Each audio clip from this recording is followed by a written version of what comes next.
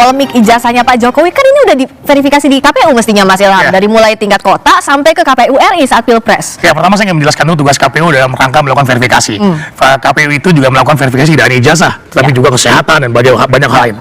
Nah, kita melakukan POKJA, kelompok kerja yang melibatkan misalnya dokter kesehatan. Ketika itu kita melibatkan misalnya RSPAD dalam rangka memeriksa kesehatan dari calon presiden. Nah, kemudian juga dalam tim melakukan verifikasi kami buat POKJA. Kami buat POKJA dan kemudian nanti kita melakukan verifikasi berdasarkan fotokopi ijazah yang sudah legalisir oleh kampus tempat yang bersangkutan belajar misalnya saja. Nah, kita datang ke kampus tersebut dan kami hanya melakukan verifikasi yang menyatakan bahwa benar yang bersangkutan adalah pernah kuliah di kampus ini dan ijazah dikeluarkan oleh kampus tersebut. Oke, berdasarkan dari UGM itu berarti ya? Tersebut. Nah, jadi KPU tidak dalam konteks menggunakan tugasnya seperti yang disampaikan oleh paslon misalnya, melakukan forensik atau memastikan bahwa itu ijazahnya pas atau tidak. Tidak. KPU hanya memastikan bahwa UGM, kita mau tanya nih, gitu kan? Apakah kemudian Pak Jokowi pernah berkuliah sini dan biasanya dikeluarkan oleh Anda? Benar, sudah cukup.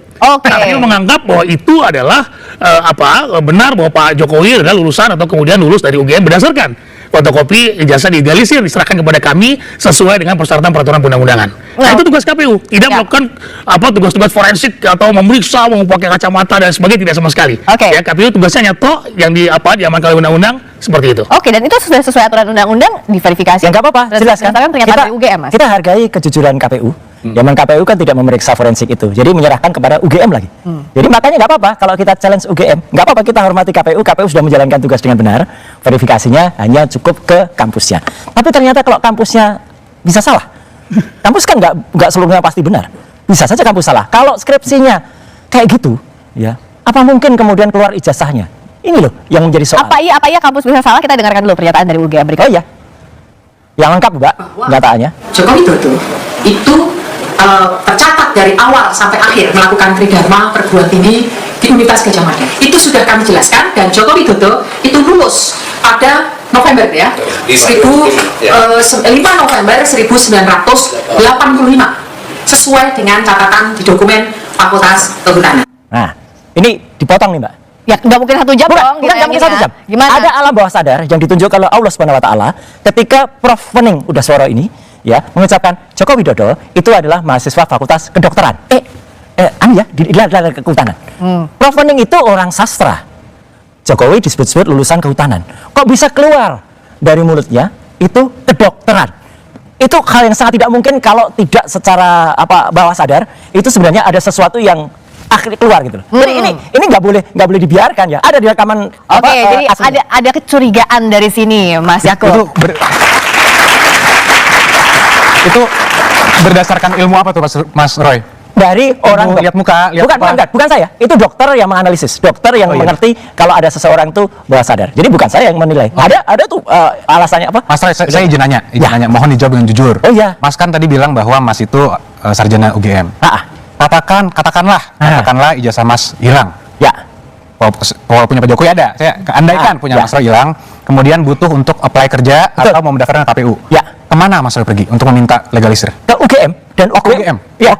Dan UGM mengeluarkan bukan ijazah yang sama dengan kita lulus dulu. Ini yang penting. Tapi Anda berarti ke UGM. Oh iya, berarti mempercayakan UGM sebagai yang mengeluarkan. Karena saya lulusan sana asli, Mas. Berarti clear. Berarti Pak Jokowi kemarin sudah diberikan verifikasi oleh UGM. Ya berarti kalau Anda konsisten ya clear. UGM sudah memberikan statement. Nanti bisa dilihat, Mas. Apakah ijazahnya Pak Jokowi yang katanya tidak pernah diserahkan kepada orang lain itu sama dengan yang beredar? Sekarang jawab juga jujur, Mas. Sudah pernah lihat ijazah yang kemarin di bawah? Sudah pasti dong Mas. Sudah pasti. Sama nggak dengan yang kemarin-kemarin itu ditunjukkan? Nanti biar di persidangan dilihat. Nggak jujur, Mas. Begini Mas. Nggak jujur, Mas. Gini Mas. Karena saya tidak mau melampaui otoritas juga. Jadi kalau ada seorang ahli yang mengatakan bahwa saya sudah menganalisa ada dokumen saya ambil dari online, saya analisa kiri kanan. Ini sama sekali bukan online. Dari mana Mas? Yang ijazah Mas ambil? Ijazahnya adalah memang kan ijazah kita pastikan dari ketika skripsinya itu tidak benar. Ya ijazahnya pasti tidak benar. Mas kan menganalisa ijazah. Ada katanya fotonya tidak sesuai dengan itu dari mana source-nya? Yang menuliskan katanya dia mendapatkan langsung dari Pak Jokowi. Tapi apakah boleh sebagai seorang ahli? Mas kan seorang ahli, sering di persidangan kan? Ya. Boleh nggak source of dokumennya itu? Boleh nggak source of dokumen yang dianalisa seorang ahli forensik itu bukan berasal dari dokumen asli? Makanya kita tunggu. Menganalisa kopi. Boleh apa-apa. Makanya nanti kita tunggu. Kita tunggu kalau Mas punya yang asli. ya kita bandingkan. Kalau itu ternyata yang kemarin dianalisis juga oleh saya dan Dr. Respon itu tidak benar, orang itu yang pernah memposting yang katanya asli itu, katanya dia dapat dari Pak Jokowi itu penyebar hoaxnya dia. Tapi yang menganalisa Oh, iya. itu palsu siapa, Mas? Loh kita karena kalau itu palsu berarti yang ada disebar oleh hoax itu palsu kan? Nggak ada yang salah. Saya mau tanya ke Prof. Komar. Ya. Kalau dari sisinya Prof. Komar dari akademisi, apa yang disampaikan UGM semestinya klarifikasinya sudah cukup atau tidak sih? Mestinya cukup, tapi kalau ada keraguan, ada fakta-fakta, ya jelaskan aja sampai patah. Jadi silahkan Anda menggugat, tapi Anda harus siap dipatahkan kalau memang ada bukti yang menangkan. Dan saya berharap bahwa bukan pengadilan ya, proses apa di Penyidikan, Prof. penyidikan. Yang di polisi penyidikan. Nanti kalau Penyelidikan persidangan. sekarang? Ya. Oh, peradilan. Ya. Saya berharap nanti terbuka seperti ini. Nah, setuju. Sehingga rakyat itu melihat pendidikan dan selesai. Ya. Jadi jangan di belakang tembok deh. Ya. Saya ingin nanti polisi, pengadilan, hakim semua, bahkan kalau perlu guru besar UGM, wali amanah menyaksikan biar selesai urusannya. Setuju. Satu lagi, Mbak Priska. Yang menarik gini, nggak boleh dilupakan. Ketika sudah ada klarifikasi dari sekarang pejabat di UGM, mantan rektor UGM, Prof. Sofyan Effendi pun meragukan itu. Dan ada seorang mantan rektor yang lain memeluk saya sambil mengatakan, Mas, itu juga saya tahu kalau itu nggak benar. Oke. Teruskan. Nah, Mas Yakub, apakah siap kalau tadi ditantang ya terbuka prosesnya sampai di peradilan? Tentunya kan ketika kita memutuskan untuk menempuh jalur hukum, kita sudah siap dengan semua konsekuensinya. Ya.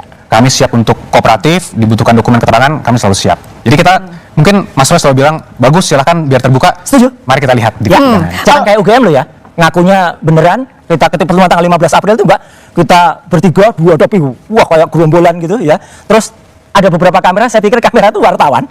Ternyata tidak, baru di ujung diberitahu itu internal Mas. Dan sampai detik ini, sampai siaran dua arah ini, kita minta rekamannya nggak pernah diberikan. Padahal di rekaman itu kalau diputar, kelihatan banget bagaimana, saya harus bilang, bagaimana pihak UGM gelagapan ketika kita tanya KKN-nya di mana, ini bukti-buktinya yang lain mana, nggak ada. Dan itu ternyata hanya internal, padahal kita kira itu adalah seperti tadi usulan Prof. Komar, benar sekali, live streaming kalau perlu nanti semua orang Indonesia nonton. Oke, jadi kalau soal bukti, tentu nanti Mas Yakub akan melihatkannya saat persidangan. Tapi apa yang dipunya? Apa yang untuk meyakinkan publik bahwa kalau Mas Roy kan bilang dari fontnya, skripsinya, apanya. Kalau dari Mas Yakub dan timnya Pak Jokowi apa? Gini Mbak, Untuk kalau meyakinkan. ini pertanyaan Mbak sangat baik karena ini merepresentasikan apa yang telah terjadi di masyarakat sekarang. Sekarang telah terjadi seakan-akan yang tertuduh yang harus membuktikan. Karena Mbak nanya ke saya, apa yang bisa Anda bawa untuk membuktikan itu asli? Ini pola pikir yang sangat rusak. Seharusnya Mbak, yang terjadi itu, kita ada negara hukum, siapa yang mendalilkan harusnya membuktikan. Nah, inilah bukti bahwa ini harus di-stop segera, tidak bisa dilanjutkan, bisa menjadi presiden buruk, dan ini harus dibuat terang benderang secepatnya. Karena kembali lagi, ini berpotensi untuk sangat merusak kredibilitas bangsa Indonesia secara umum. Karena begini, kalau Mas Roy kan sudah bilang, kenapa saya tanyakan, oke, dalam hukum pembuktian kan memang siapa yang mendalilkan dia harus membuktikan. Koreksi Mbak, dua-duanya equal membuktikan. Nah, oke, tunggu dulu. Kalau Mas Roy kan sudah bilang bahwa font dan lain-lain, tapi di sisi lain kan ditanya apa kantornya bahwa itu adalah asli yang dipegang, begitu? Apakah bisa menjamin? Tentu, karena gini, Pak Jokowi sudah melewati semua tahapan pada saat beliau kuliah. Yang tadi dibilang KKN tidak ada, itu saya pastikan salah, karena ada. Dan semua sudah kami berikan detailnya kepada para penyelidik, untuk nanti ya silakan dilanjuti untuk di proses persidangan. Jadi semua tahapan sudah dilalui, semua clear dan lain-lain, dan ini telah diverifikasi oleh lembaga pendidikannya. Jadi kalau bahasa sehariannya, mau apa lagi? Nah, jadi kita tunggu apa yang selama ini dianalisa, katanya fotonya berbeda. Sekarang juga terakhir saya lihat di media massa sudah mulai ada pihak-pihak yang bilang itu foto perkawinannya juga sudah berbeda. Mungkin bukan Ibu Iriana malah. Aduh, ini menurut saya sangat jahat dan perlu di-stop menurut pendapat saya. Jadi hal-hal seperti inilah yang perlu mungkin kita pahami bersama, bahwa perkara ini sudah bukan lagi tentang perkara Pak Jokowi. Perkara ini sudah mengenai masa depan bangsa Indonesia dan masa depan hukum di Indonesia. Jadi kembali lagi, ini semua juga baik buat pembelajaran hukum juga buat semuanya, Mbak. Oke, itu tadi. Gimana, Prof? Ya. Gimana, Prof? Saya menggarisbawahi tadi ya, Gimana, Prof? Apa yang bahwa sekarang ini kadang-kadang medsos itu kita tidak bisa mengontrol, liar sekali, sehingga di situ ada orang yang bonceng, yang mainkan, Ya. yang kalau tidak segera diakhiri, ini betul membuang energi kita. Jadi bola salju yang Ya, bergulir. sehingga pertanyaannya, ini sengaja orang menciptakan panggung atau panggung menciptakan aktor gitu. Nah, Jadi sekarang ini antara aktor dan panggung sudah dibedakan, karena ini jadi panggung dan aktor menyatu di situ.